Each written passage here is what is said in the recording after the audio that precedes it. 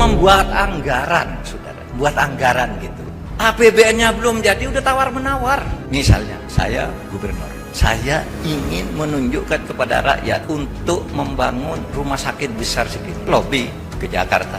DPR tolong dong diusulkan saya membuat rumah sakit di sana. Yang gubernur sana tolong dibuatkan saya mau membuat jalan provinsi di sana. Yang sana saya membuat sekolah di sana. Dan seterusnya apa? Lobby sebelum APBN-nya jadi. Datang ke DPR. Berapa anggarannya? 200 miliar. Oke, nanti saya masukkan di APBN 200 miliar. Tapi bayar dulu sekarang 7%. Uangnya belum ada, ditulis saja belum, suruh bayar 7%. Belum jadi nih anggaran, sudah dikorupsi di sini. Itu yang masuk penjara itu. Menyuap untuk masuk APBN. Kita melanjutkan video Pak Mahfud dengan meletusnya konflik pembebasan lahan pengembangan proyek Rempang Eco City, Kota Batam di Kepulauan Riau. Hal ini membuka cerita lama kasus korupsi yang diduga merugikan negara hingga 3,6 triliun rupiah.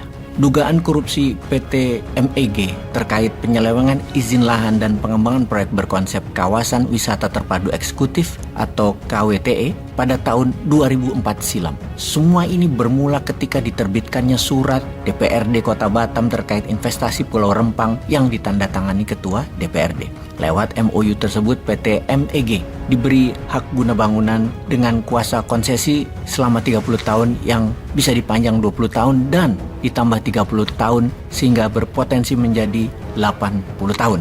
Ini nota kesepakatan menunjuk kewajiban PT MEG untuk menyusun development plan pengembangan kawasan Rempang seluas kurang lebih 17.000 hektar.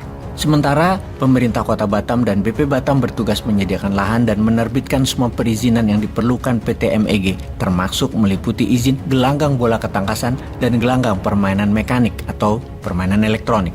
Sejak ditandatangani MOU dan penyerahan hak konsesi kepada PT MEG di tahun 2004, proyek tersebut kandas, tidak berjalan. Di tahun 2007, terungkap kandasnya proyek disebabkan pemberian konsesi kepada PT MEG terindikasi korupsi dan merugikan negara senilai 3,6 triliun. Tapi mudah-mudahan ini memang bersih, tidak ada korupsinya. Tapi ini semua bagi kita ditunggu berita selanjutnya dari pejabat terkait tentang hal ini. Saat ini proyek ini kembali didesak realisasinya dan masuk daftar Program Strategis Nasional 2023, di mana salah satunya ada perusahaan terdaftar di Bursa Hong Kong Sini Internasional akan berinvestasi senilai 11,5 billion dolar atau setara 170 triliunan rupiah.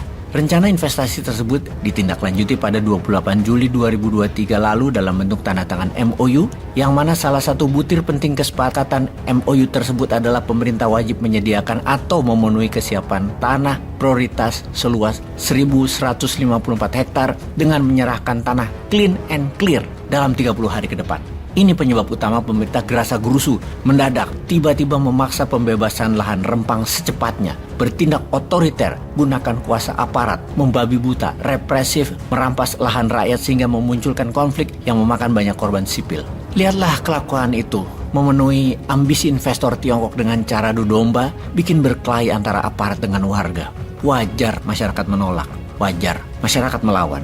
Lahan mereka yang ditempati sejak tahun 1843 kira-kira dirampas dadakan tanpa ada kejelasan ganti rugi dan kompensasi yang layak. Pertama terkait janji relokasi 2.600 kepala keluarga yang tersebar di 16 kampung yang terdampak.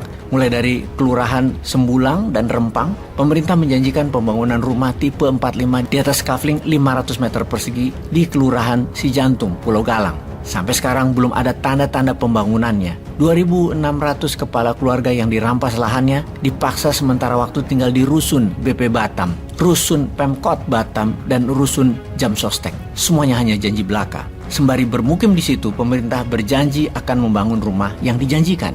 Masyarakat jelas menolak. Bagaimana dengan mata pencarian mereka? Bagaimana cara mereka melanjutkan hidup? Bagaimana untuk memenuhi kebutuhan harian? Dipaksa tinggal menumpuk di rusun tanpa ada alternatif penguatan ekonomi. Pemerintah menjanjikan jaminan biaya hidup 1.034.000 per orang. Terbatas hanya untuk 3 orang dalam satu kepala keluarga selama masa relokasi sementara. Mencakup semua kebutuhan hidup dana itu. Bantuan tersebut justru menjebak ratusan ribu orang hidup di bawah kategori hidup layak, di bawah garis kemiskinan dengan angka tersebut.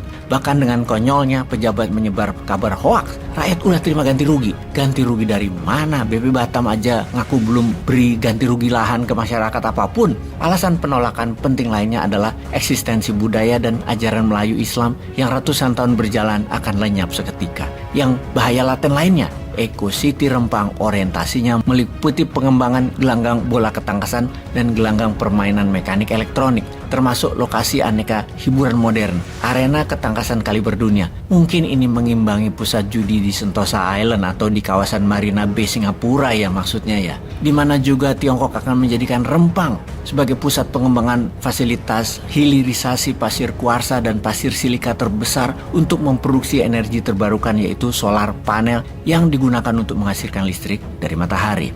Oke, ini adalah jangan-jangan ujungnya Tiongkok sekali lagi sukses merampok murah sumber energi baru terbarukan dengan ongkos murah dan jangka waktu eksplorasi 80 tahun. Seperti kasus hilirisasi nikel bisa terjadi lagi. Duh, malu gua sama keputusan pejabat kalau model-model begini nih. Peace.